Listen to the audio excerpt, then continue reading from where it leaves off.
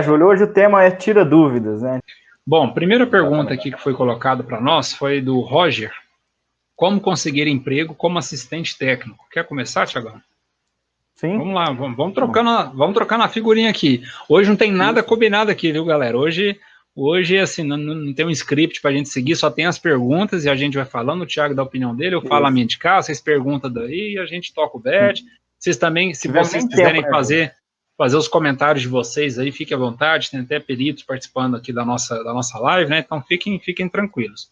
Perguntas referentes, já respondendo a pergunta do Orildes aí, perguntas referentes ao tema perícia judicial, né? Perícia, assistência técnica, NR15, NR16, enfim. Exatamente. Aquilo que se relaciona mais com o campo, com o assunto da nossa live, né? Toda quinta-feira a gente comenta aqui sobre perícias e assistências técnicas, né?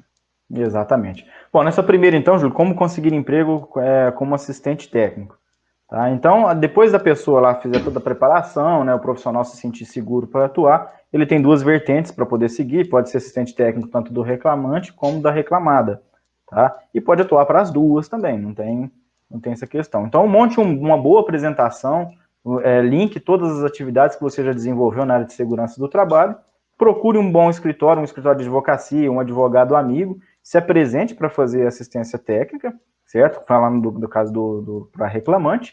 E para reclamada, você pode bater na porta de alguma empresa, algum conhecido, alguém que você sabe que está tendo algum processo, tá? E inicia. Se você não conhece ninguém, fala, nossa, não dá. Começa tendo assistente do assistente. Tá? Ah, mas como assim assistente do assistente? Você deve conhecer, às vezes, um engenheiro de segurança, um técnico de segurança que já faça assistência técnica. Fala com ele, fulano, deixa eu acompanhar você aí, deixa eu ver como é que você faz esse trabalho. Vai 1, 2, 3 vezes, tira suas dúvidas. E aí você já pegou mais ou menos o jeito de como é uma atuação como assistente técnico. E aí você parte para as empresas para fazer a sua apresentação para iniciar o seu trabalho. É mais ou menos assim. Uma outra dica que eu daria aí é o seguinte, e aí é um tema que eu adoro, né, Thiago? O tal do LinkedIn, né? Então, utilize o LinkedIn a seu favor. O Thiago falou de você ir atrás da reclamada, né, dos advogados, dos escritórios de advocacia, beleza? E essa recomendação é pertinente. Existe uma outra forma que é você fazer eles ir atrás de você, né? Como? O LinkedIn. O Thiago, inclusive, semana passada eu comentei com o Thiago, né, que eu recebi um contato de uma empresa de São Paulo interessada em fazer uma parceria para fornecer assistência técnicas para eles. Como que eles me acharam? Pelo LinkedIn. Né? Então, assim, o LinkedIn, nesse quesito, pode ajudar demais também, tá? Então, fica a dica aí. Pergunta do Vinícius: como proceder em uma perícia caso seja impossibilitado de adentrar no local? Já aconteceu com você alguma vez? O que fazer? Thiago, eu sei que você já passou por isso, né? Já tive uma situação dessa. Primeira coisa, antes de você querer tomar alguma atitude no momento da perícia, você precisa saber se você, como perito, fez o seu dever corretamente. O que é esse dever corretamente? Comunicou as partes com 5 dias de antecedência. Você teve a certeza que a parte realmente foi comunicada, não é só, mandei um e-mail e puf. Né? Verifique se deu confirmação de leitura ou confirmação de recebimento, tá? Então, verifica isso. Tá ok? Não, beleza, não tem nenhum motivo. Tá no local certo? Era ali que o reclamante trabalhava? E vai verificar se não existe nenhum impedimento do dia. Por exemplo, um abatedouro, por exemplo, quando você sai de um abatedouro e vai vai fazer uma perícia numa granja de matrizes, por exemplo, você não pode ir direto, você tem que ter um tempo de carência, né, de tantos dias, para evitar contaminações.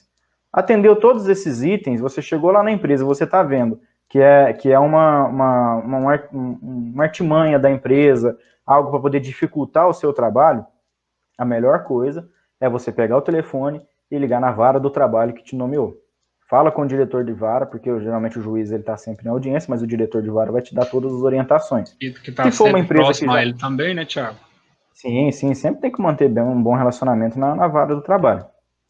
Então, se você vê que o diretor da vara já te falou, olha, essa empresa realmente ela é problemática, enfim, você não é o primeiro que vai acontecer uma situação dessa naquele local. Então, ele vai te dar a instrução.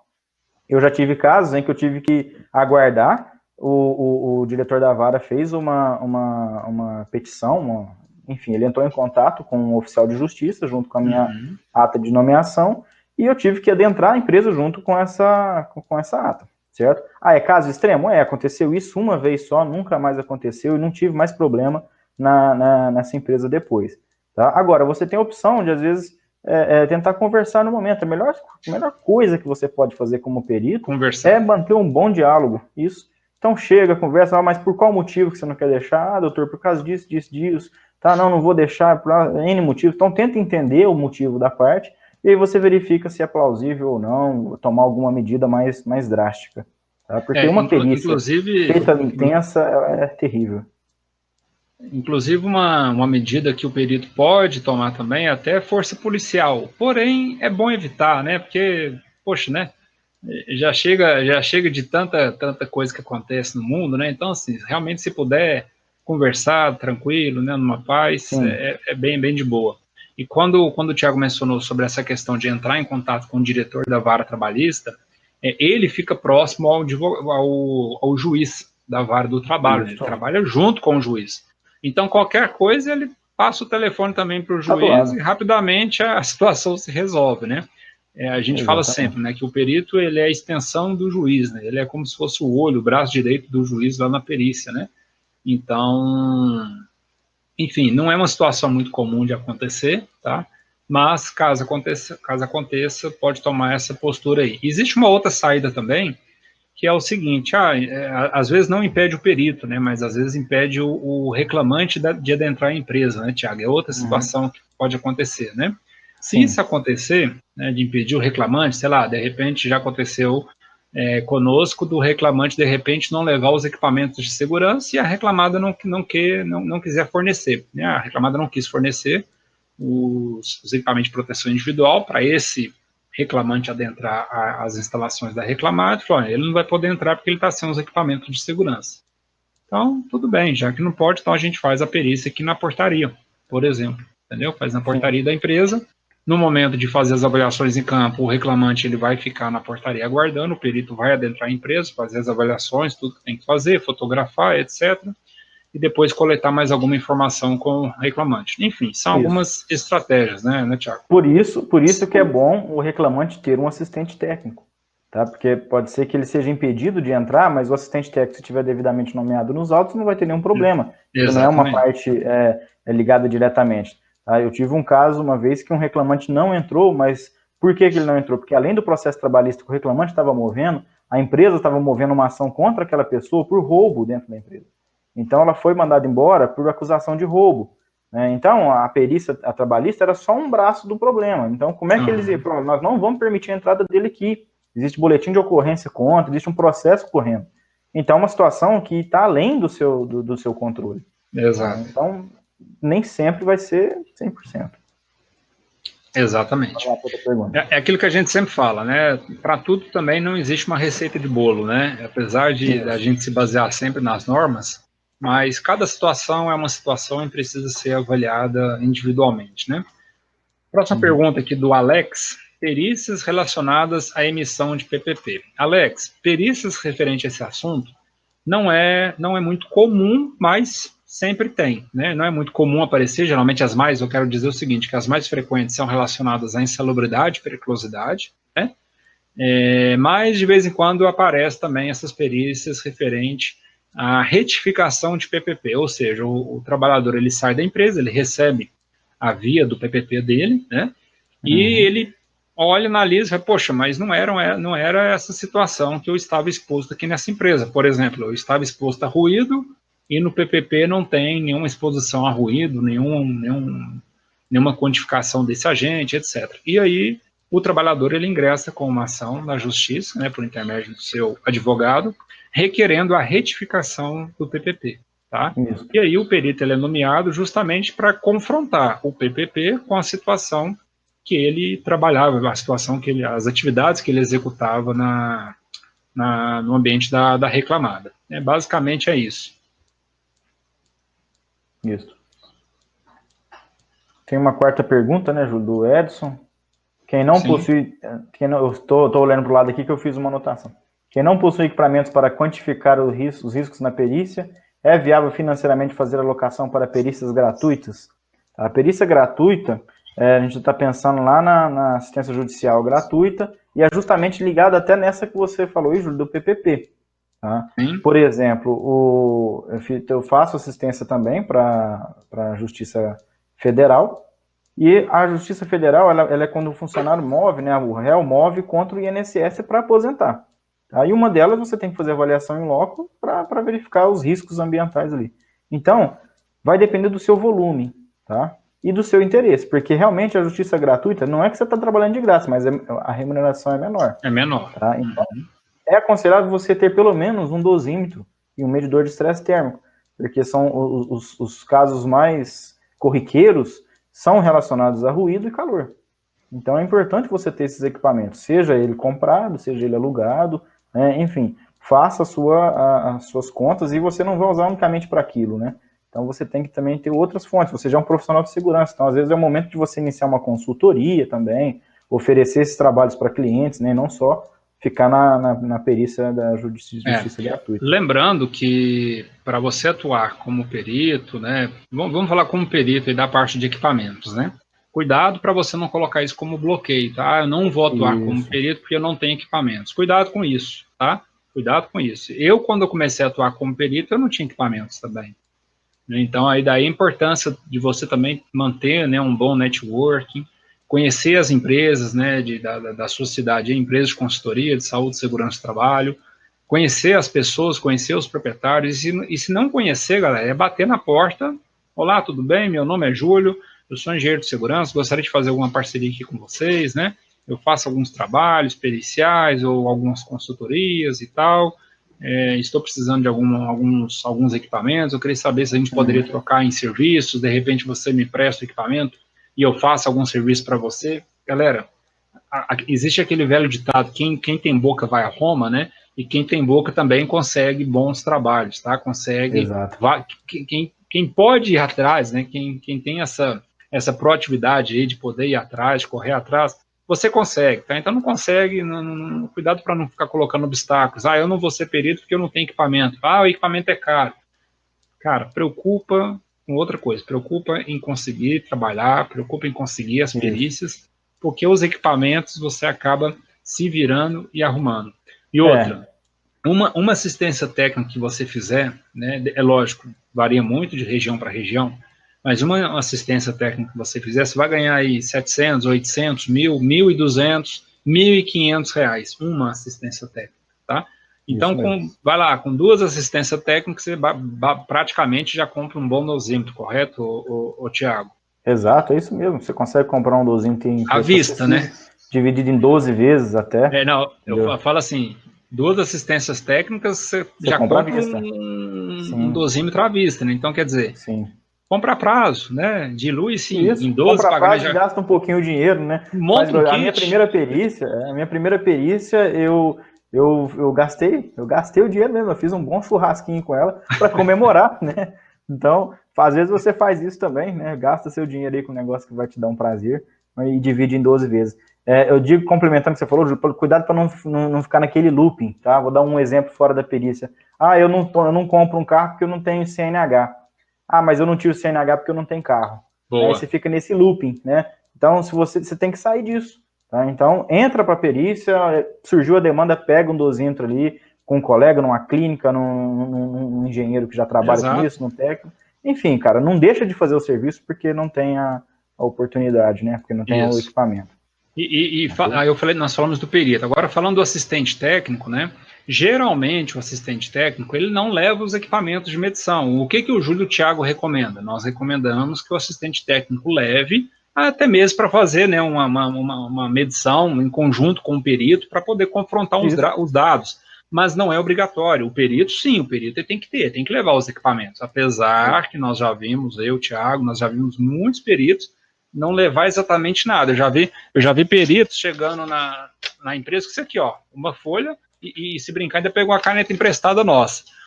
Não levou equipamento nenhum, porque ele utilizou dos dados do PPRA da reclamada, tá? Mas o correto é o perito fazer as avaliações quantitativas, tá?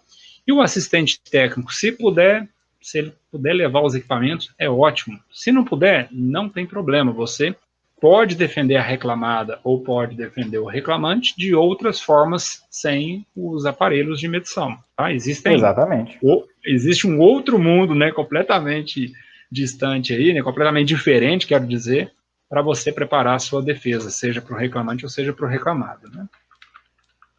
Pergunta do Vinícius, como preparar laudos periciais? Lembrando para vocês que chegaram na live por agora aí, sejam bem-vindos, ótima noite, vários amigos aí. Podem deixando as perguntas de vocês aqui, que nós vamos responder no final. A gente está dando sequência aqui nas perguntas que as pessoas encaminharam anteriormente para nós, numa enquete que nós colocamos lá no Instagram, e também as pessoas que participam lá do nosso canal Perícias SST, um canal no Telegram. Pergunta do Vinícius, como preparar laudos periciais? Ô, Vinícius, é o seguinte, vou falar aqui a minha visão, Thiago, depois a visão dele, né? Não existe um laudo padrão, tá? Não existe, esse é o padrão a ser seguido. Não existe. Porém, existem algumas prerrogativas exigidas pelo Código de Processo Civil que exige lá algumas informações mínimas que devem ter no seu laudo. O artigo porém, 473. Boa. 473. Mas se você, Thiagão, ele é foda, viu, gente? Thiagão decora todas as normas de segurança. Um dia eu quero ser igual esse cara, viu? Quando eu crescer, eu quero ser igual esse cara. Tem uma boa cola aqui do lado.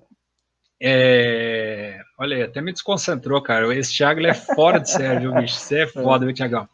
Então, ele estabelece o mínimo, né? Esse artigo estabelece o mínimo de informações que deve ter no seu laudo, mas você pode incrementá-lo com mais informações que você acha pertinente para a sua conclusão, tá? Então, importante que você entenda esse artigo. Qual artigo, Thiago? 473. 473 do CPC, do Código de Processo Civil. Entenda qual que é o mínimo de informação necessária e você construa o seu modelo. Cuidado com copia e cola da internet. Se você botar no Google aí, você deve encontrar algum modelo de laudo. Pode até olhar para modelar, para ver como exemplo, mas faça o seu modelo.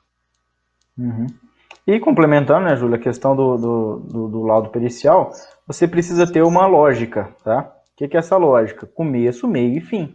Então, no começo do laudo, você vai colocar ali os dados do processo, do reclamante, reclamado, das atividades que ele desenvolvia, né, aquela parte toda inicial, a oitiva, os paradigmas, as testemunhas lá, as pessoas que estavam junto acompanhando a perícia, tá? Depois você vai entrar com o corpo técnico, que é a avaliação do agente a ser pesquisado, né, ruído, avaliação, vibração, calor, umidade, o que for no caso da insalubridade, da periculosidade, do acidente, enfim, o corpo técnico, e o final, a conclusão, resposta aos quesitos e conclusão. Você tem que ter isso. Se você não tiver isso no seu laudo, ele fica estranho. O juiz vai olhar ali e falar, mas espera aí, a conclusão está lá no meio e depois no final não tem nada. Então, é uma sequência lógica que você tem que seguir, exato, tá? No mínimo, respondendo os quesitos, colocando o seu parecer técnico, né, o seu laudo técnico, ali, a sua opinião técnica daquela situação, e tendo os dados iniciais do processo. Beleza? É isso aí. Vamos lá para a próxima pergunta, mas antes da próxima pergunta, se você estiver gostando desse vídeo aí, dá uma curtida aí e ajuda o canal, viu, pessoal? Vamos lá. Pergunta do Wagner. Insalubridade por conta do Covid. Fiscais de prefeitura que estão vistoriando estabelecimentos comerciais onde tem aglomeração de pessoas, possivelmente suspeitas de Covid, podem ter direito à insalubridade? Essa pergunta não quer calar, né, Tiagão? Boa pergunta, né? Vai ser o Thiago que vai responder sim ou não? Vai ser o Júlio? Não sabemos ainda. Tá? É uma coisa nova, estamos vivendo a pandemia ainda, vamos saber a consequência disso após a resolução deste problema. Tá? Que está chovendo de processos relacionados a isso já é fato. Tá? Então nós vamos aguardar a opinião, né, o parecer da Justiça, as próximas sentenças, tá? Para ver o que vai acontecer, se vai ter alguma mudança ou não. Já está sinalizado aí algumas mudanças por conta do Poder Executivo, tá? Então algumas legislações devem ter alterações em breve. Tá? Algumas atividades já existem nexo causal, por exemplo, profissionais da saúde que estão na linha de frente do Covid, já existe ali um nexo com relação à doença relacionada ao trabalho. Então, eu acredito que vai ter alguma ligação.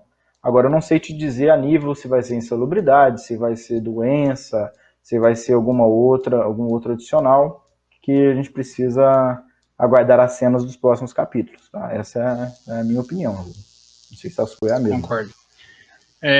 O colega o Alcimar perguntou como que faz para poder participar do canal no Telegram, Perícia SST. Eu coloquei nos comentários, tá? E vai ficar na descrição desse vídeo aqui também no YouTube, ok? Lembrando que esse vídeo que nós estamos fazendo hoje, essa live, né? Ela fica disponível por 15 dias, tá bom? Tempo suficiente para vocês, né? Se vocês quiserem ver novamente, tá? Depois de 15 dias ela sai do ar. Então, eu coloquei nos comentários o link do nosso canal Perícias SST.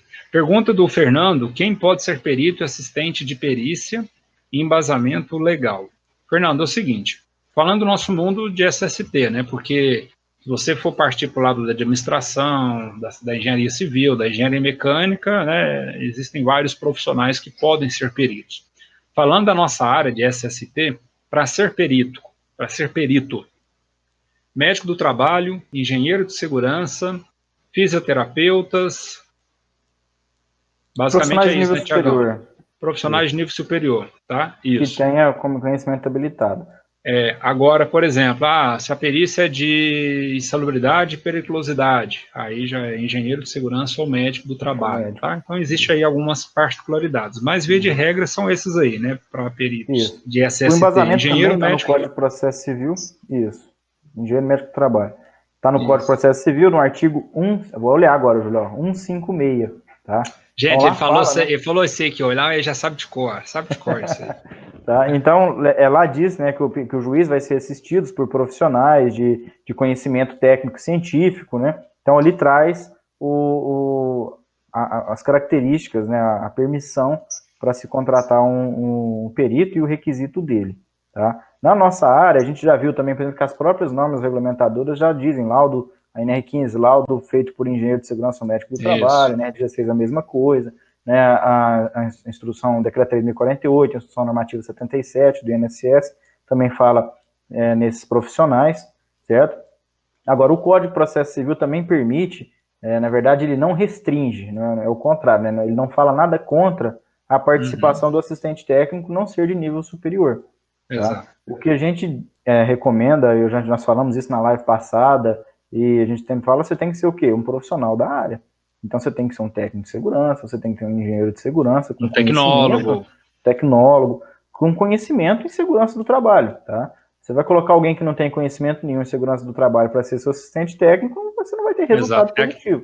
É aquela história, né, Thiago? É igual o PPRA. Qualquer profissional, qualquer pessoa pode fazer desde que tenha conhecimento em segurança. Mas quem é que tem um conhecimento, né? Geralmente é o técnico, tecnólogo, enfim.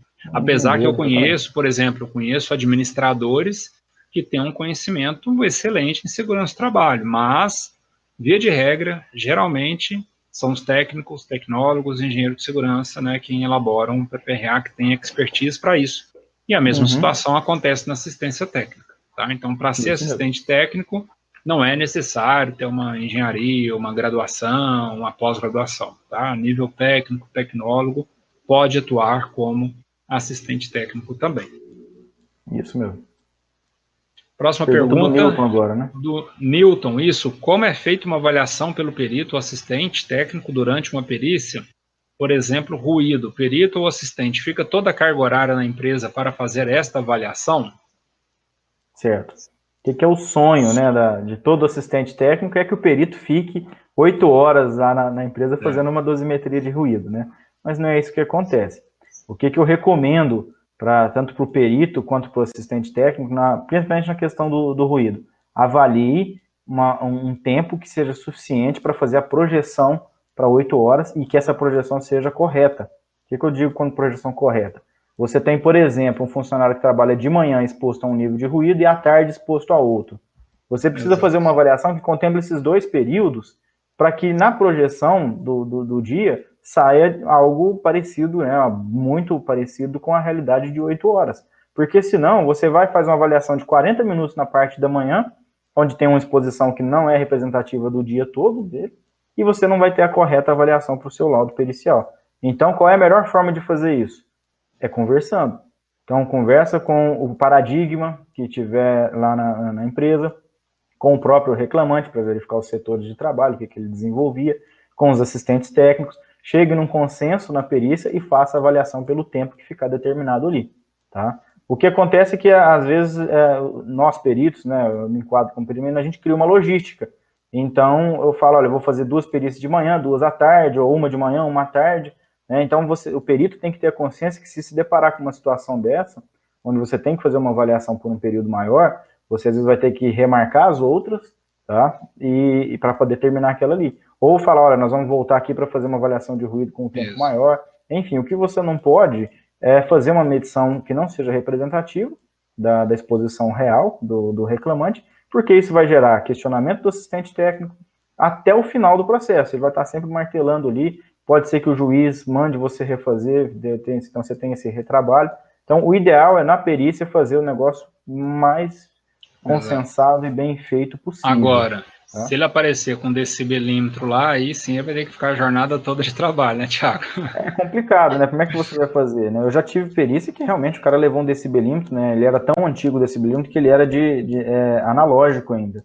Tá? E falou, não, eu vou fazer uma avaliação aqui, mas como é que você fica pontuando? Porque toda hora ele está alternando, né? Sim. Ele não tem uma estabilização. Como é que você vai garantir que naqueles poucos minutos você conseguiu avaliar a jornada toda? Só se o ruído fosse extremamente contínuo mesmo, não tivesse alternância nenhuma. Não houver nenhuma oscilação. É algo raro, Então, o melhor é levar um dosímetro, que é mais atual, é moderno, né? Então, e consegue fazer a projeção da dose com uma eficiência melhor do que você anotando o tempo e jogando lá no C1 sobre T1, até a CN sobre TN. Exatamente.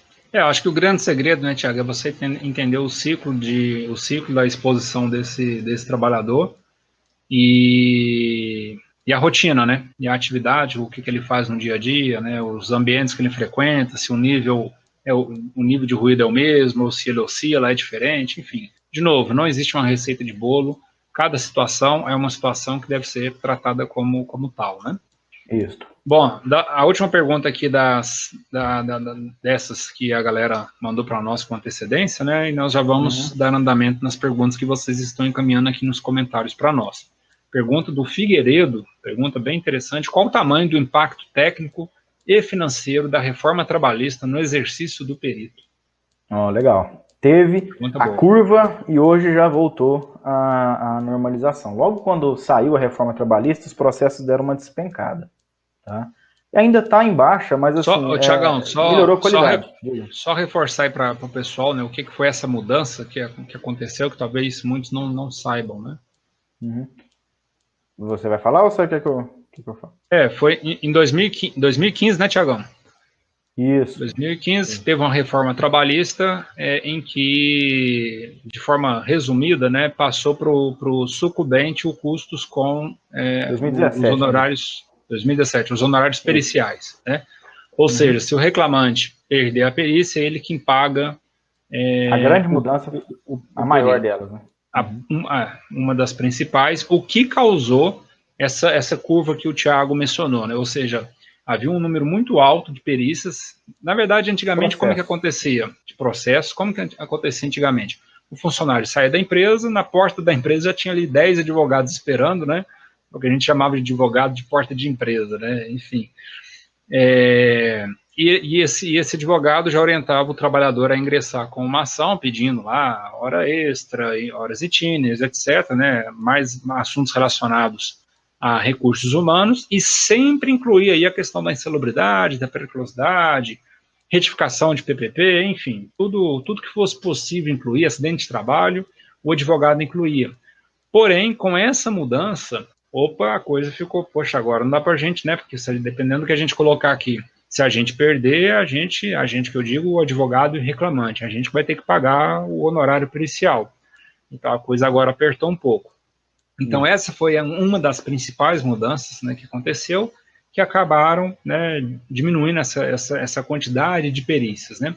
Porém, como o Thiago já mencionou, essa curva ela voltou novamente, porque uma expressão que eu falo é o seguinte: as perícias estão com uma maior qualidade, ou seja, quando o advogado ingressa com uma ação, é porque ele realmente já estudou, já fez um certo estudo daquele caso, e ele entende que o reclamante, de fato, ele tem direito a seja lá o benefício da insalubridade, da periculosidade, acidentária, etc. Exatamente isso, Júlio. Então, essa curva hoje já está normalizada. Então, impactou bastante para o profissional perito, e, consequentemente, para o assistente técnico, né? Caiu bastante os processos, mas agora tende a voltar, e aí volta um processo com maior qualidade. Né? Que você falou, não tem tanto coisa. Eu já fiz uma perícia em que uma das coisas que o advogado colocou é que a reclamante, ela perdeu o seu bebê por conta da exposição ao frio da empresa, tá? Só que detalhe, o processo era um homem o reclamante, né? Não uma mulher. Então, é um nível de Ctrl-C, Ctrl-V que a gente estava vendo muito isso nos processos. E isso gera é claro que isso foi uma excrescência, né? Então, não é isso que acontece, via de regra, no processo. Mas tinha. E com a reforma trabalhista, uma das coisas que ajudou muito foi que isso hoje é passível, né? Ter mais fácil de acontecer uma punição, uma reversão desse processo. Exatamente. Entrou uma para mim aqui também, Júlio, uma pergunta antes de você partir. Como fica a avaliação de calor, Marcelo, como fica a avaliação de calor após a mudança da legislação? Isso é importante também. Em dezembro de 2019, houve uma mudança na legislação com relação ao calor, né? Qual é a grande mudança? Teve várias, é lógico, mudou-se de quilocaloria para watts, aumentou a quantidade de opções ali de você determinar atividade, né? Mas uma coisa boa que aconteceu e uma coisa ruim. A coisa boa é que parou com aquele quadro 1 que tinha no anexo 3, que falava 45 minutos de trabalho, 15 descansando. Muito sabe limitado. Aquela coisa que isso, o perito pegava aquela primeira linha ali, seguia aquilo, colocava 26,7 graus para qualquer lugar de atividade contínua. Não tem lógica, né?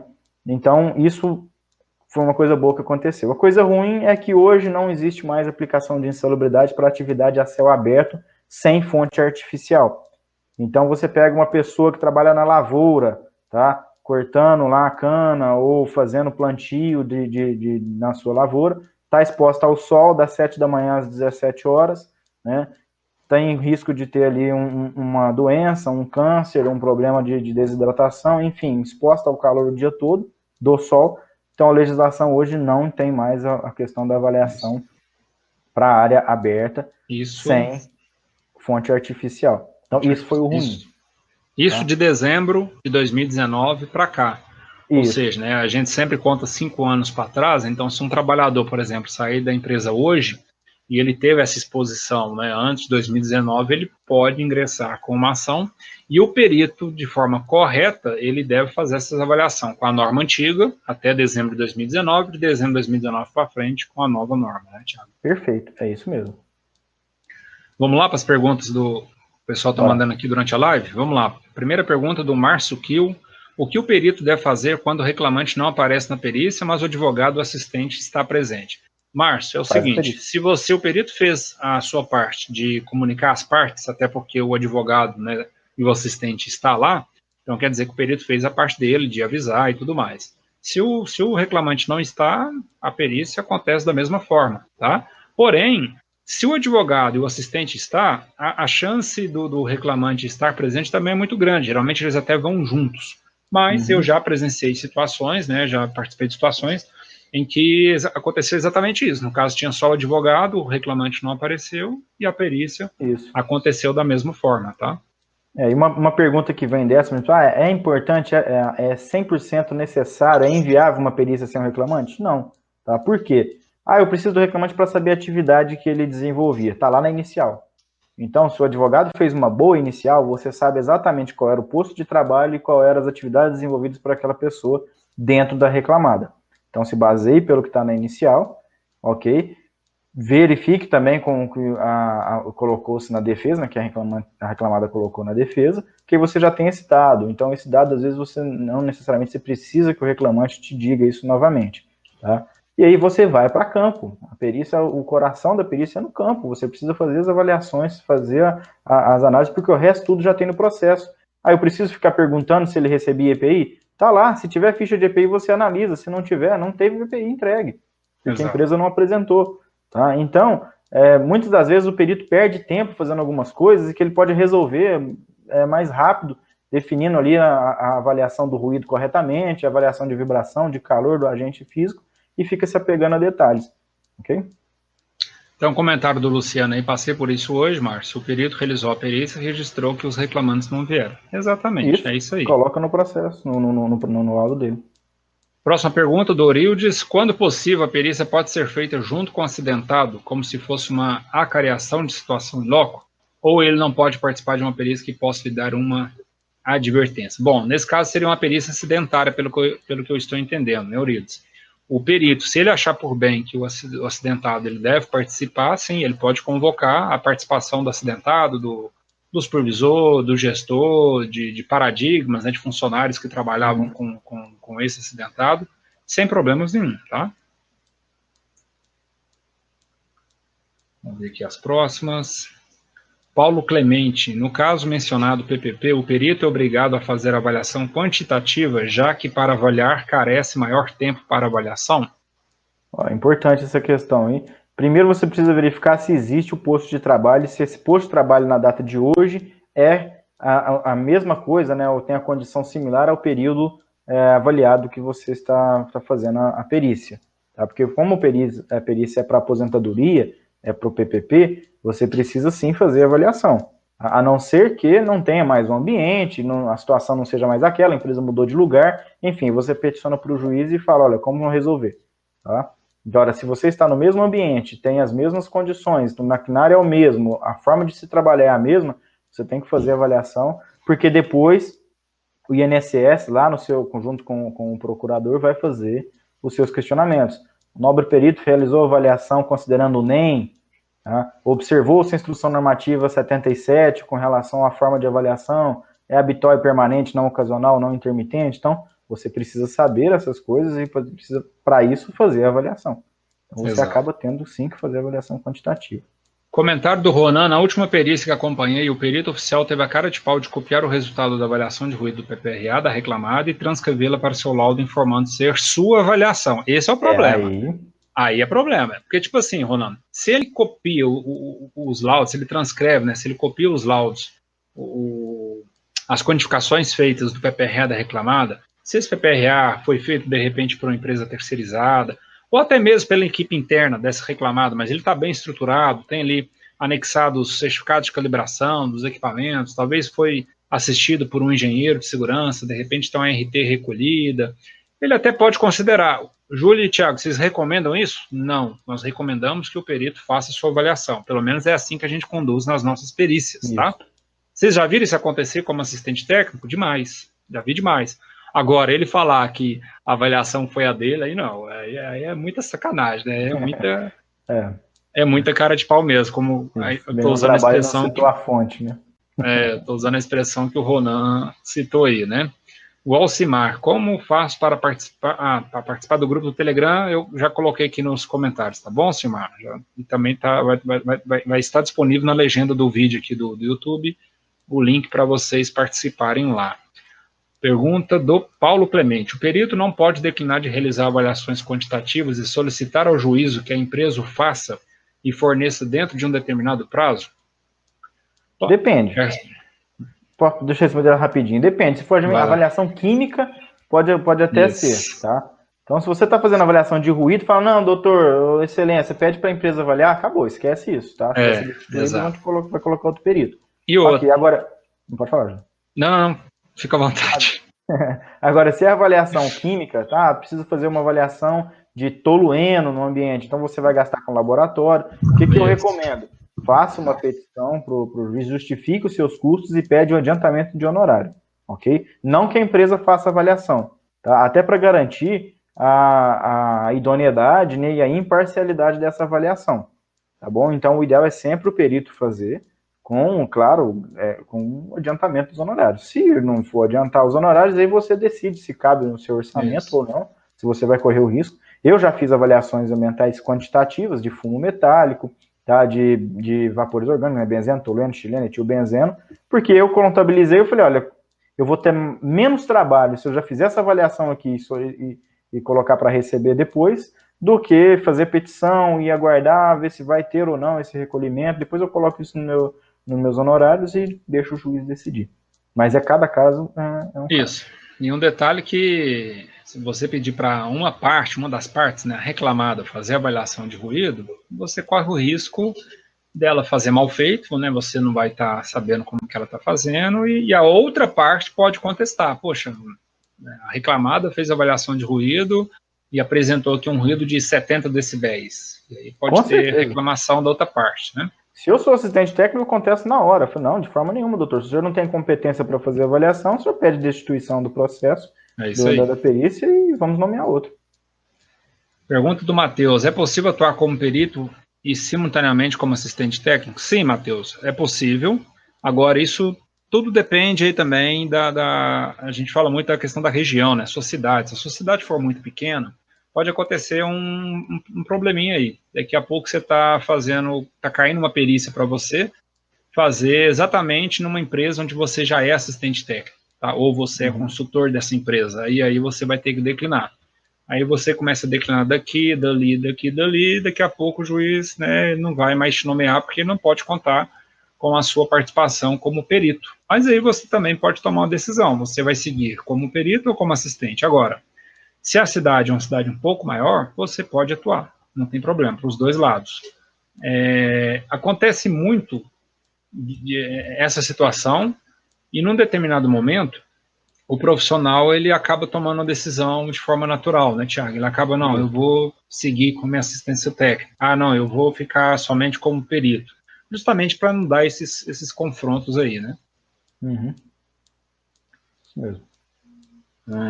Comentário aqui do Paulo. A avaliação quantitativa feita pelo perito ou assistente técnico não pode ser contestada pela parte supostamente sucumbente? Tá, bom, nesse caso, a avaliação feita pelo perito, tá, é uma coisa, assistente técnico outra. Tá? O assistente técnico vai fazer uma avaliação e se ela for favorável para o seu cliente, ela vai entregar. Tá? Ele vai mostrar ali, ó, se ela não for favorável, ele vai guardar para ele. Tá? O perito, ele vai apresentar e aquela parte que não for, que for desfavorável àquele resultado, por exemplo, fiz uma avaliação e encontrei um nível de ruído abaixo do limite de tolerância. O reclamante vai contestar. Encontrei acima, a reclamada vai contestar. Então vai ter isso. Então o perito ele tem que entrar sabendo que isso vai acontecer. Não pode ficar ofendido. Ah, nossa, vou descabelar porque eles colocaram. Não, você tem que ter o quê? Um conhecimento técnico suficiente para que você não se abale e falar, não, a avaliação que eu fiz foi condizente, atendeu a legislação, seguiu o rito normal, então é isso aqui, pronto, final.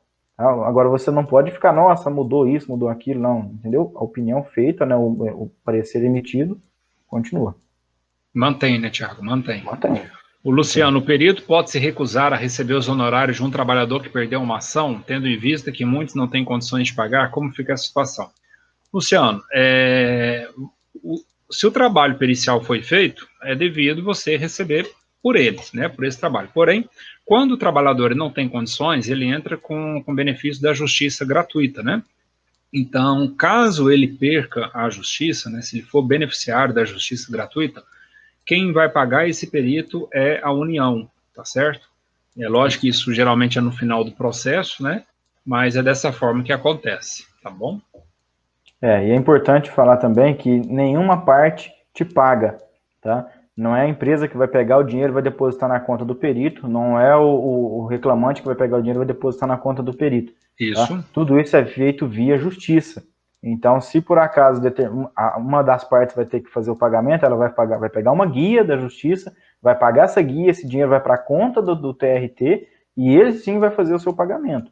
Tá? Então é importante deixar isso claro, porque não existe esse vínculo de pagamento entre as partes e o perito. É tudo via justiça, até para garantir essa idoneidade, tá? Essa imparcialidade do perito.